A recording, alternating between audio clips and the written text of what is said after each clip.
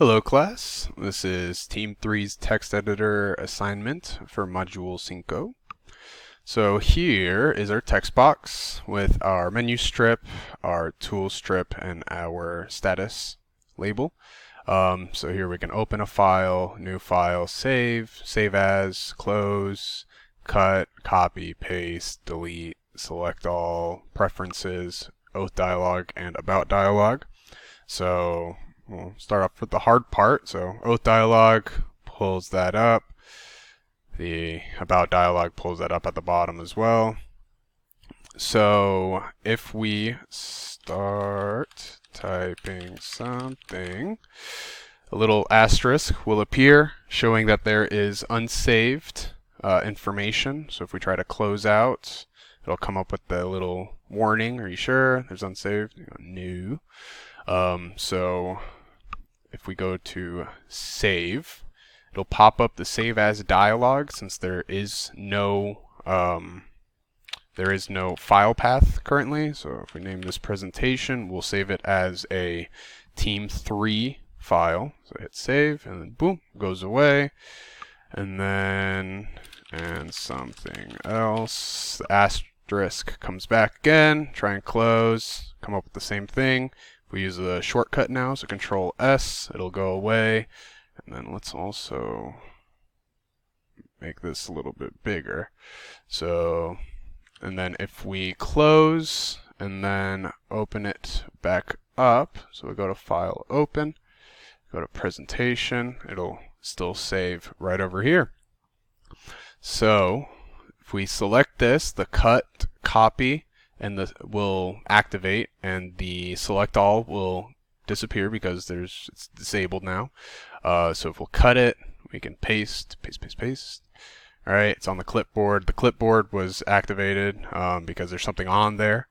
If we hit select all, everything will get selected, and then we can hit delete, and it'll go away. Same thing with the delete. The delete is deactivated because there's nothing selected.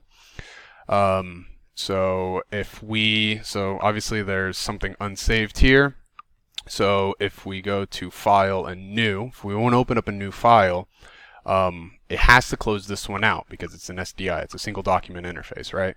So if we hit New, come up with the same thing. Are you sure? There's unsaved information. We didn't really do much. So hit Yes, opens up a brand new dialog. And then if we say, this is another thingy, and we'll go, and then if we try and save, it's not going to save to, it forgets that file path. It'll save to something else. So test, whatever, right? So Team 3, boom. So we'll save that. Now here comes the preferences. We had some trouble with this. I feel like the logic was there. Just for some reason it's not working. I mean, it gets all the, the colors and the fonts and the size and the title and everything. It pulls that fine, but when we try and change some things, it just doesn't. Hit apply, nothing happens. Even if we select it, nothing happens. Type other things, it's still the default. Not really sure why that is. Like I said, the preferences or the logic seems to be there. So yeah, so if we close out here and then let's see here. Alright, so if we close out, so this is our code right here. So here are our properties, right? So for the text color, back color, type, size, location, all that. So when we initialize the form, we want to add the event to update the edit menu items. This is when the application is idling. So loads up the default settings right here. This is our serializer. It's in binary, right? The binary formatter. So serializes everything, and then puts it right there, puts it into that serializer, closes it out, and then this is the deserializer. Once again, binary, gets all the information from the deserializer right here. So puts it into the class format, and then gets all the information out of that, and then applies it to the form. When the form is closed, it will remove that edit items event. When it's idling, it has to be detached manually. This is for adding or getting rid of things for the, updating the drop down or the tool strip.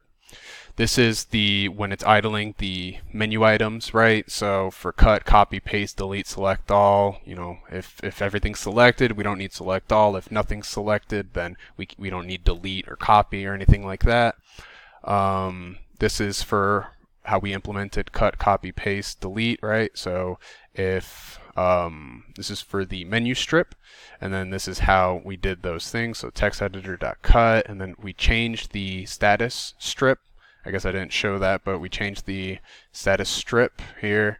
So, and then we, copied text, deleted text, pasted text, right? We update that status bar. Yep. This is how we did, delete, select all. When it's closing, comes up with that, that check.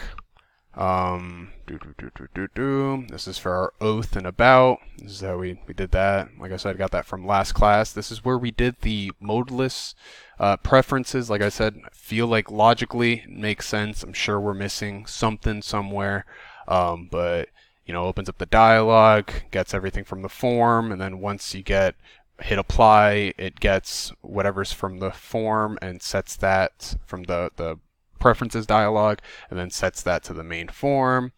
Let's see here. This is for the menu strip. Instead of just calls the menu click event.